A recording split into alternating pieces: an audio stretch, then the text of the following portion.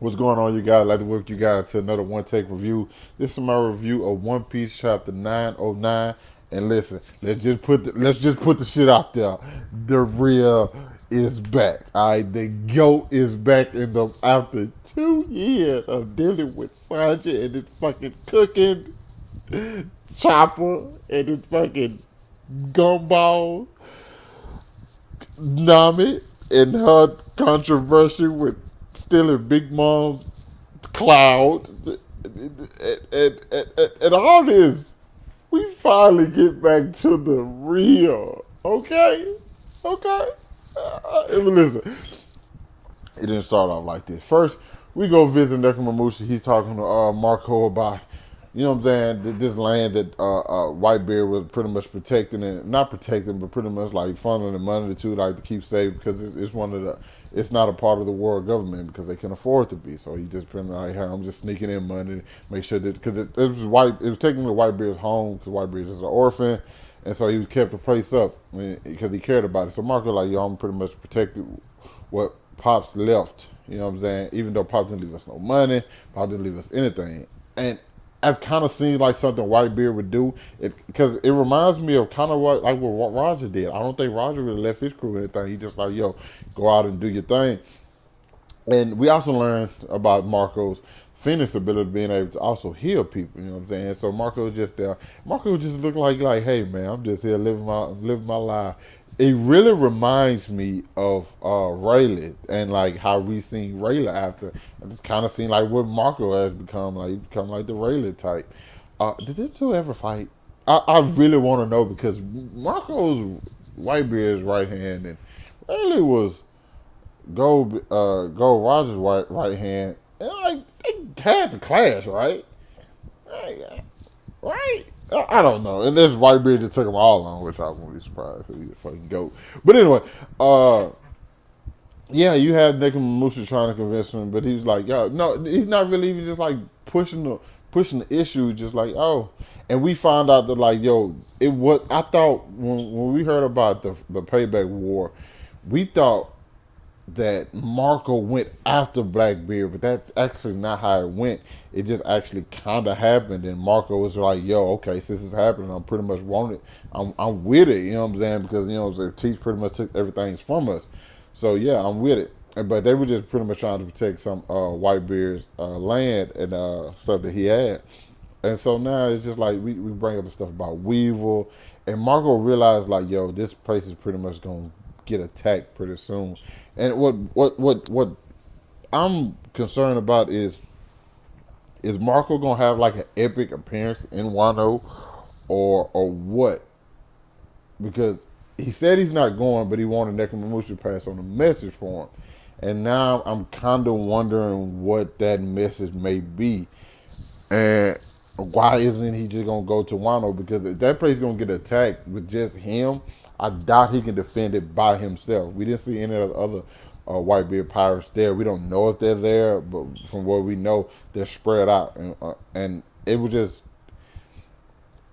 I wouldn't understand why he wouldn't go to Wano with Nekomamushi, knowing that he's probably the person with the target on his back, and if he doesn't leave, that village, him staying there is actually putting a bigger target on that village. I think he should probably go and draw attention away from the village. I know he's there right now to protect it, but the way things are riling up, he probably want to leave.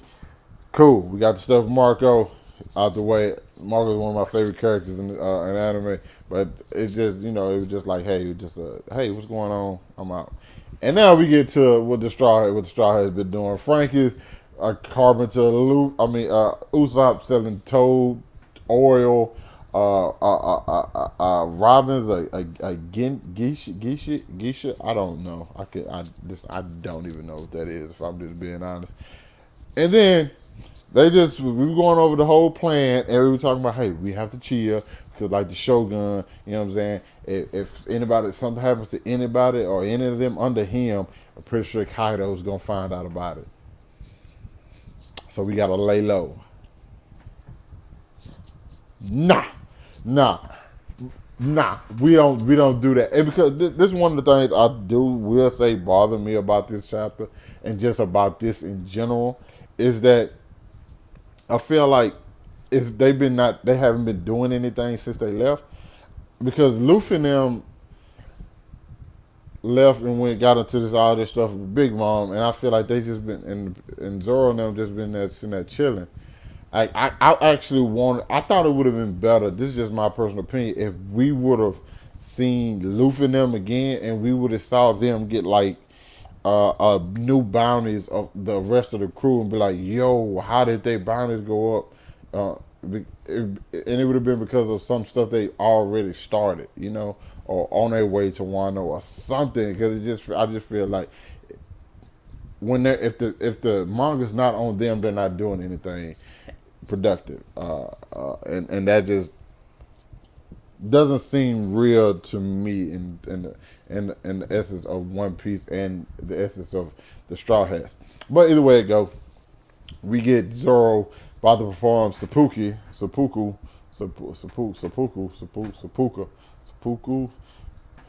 He performed the ritual where a samurai kills himself to bring back honor amongst his family.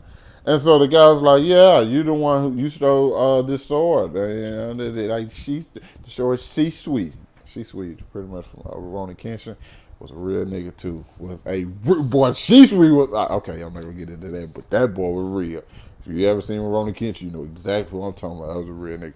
But anyway, we get to that, and Zoro's like, "Oh, this solid, okay." And the guy was like, "Yeah, go ahead and do it. Try not to embarrass yourself or cry." You know what I'm saying? And Zoro like, "I smell blood on you. I don't know what the fuck Zoro become a vampire or what, or it's just what I'm saying, observation hockey, or it's just plot hockey. Either way it go." And he's like, "You're the real culprit, aren't you?" I actually thought it was Zoro just cutting people down because it's Zoro. They might have said something wrong to him. He whooped their ass. Then I went back and reread each other. I was like, nah, it wasn't Zoro. Oh, so you're the culprit. And Zoro cut this nigga down. Hey, the thing about this, remember when Mihawk whooped Zoro's ass that last night? And that's Zoro kind of repaying the favor to somebody else. It's not a little bit longer, but it's like, yo. And now and he's like, "I'm sorry, King of Mine." And now the alarms are going to get the ringing. At first, I thought that Zoro was probably going to fight Jack in Wano. But I'm thinking that's not going to be the case. I'm thinking Zoro is going to actually fight the Shogun.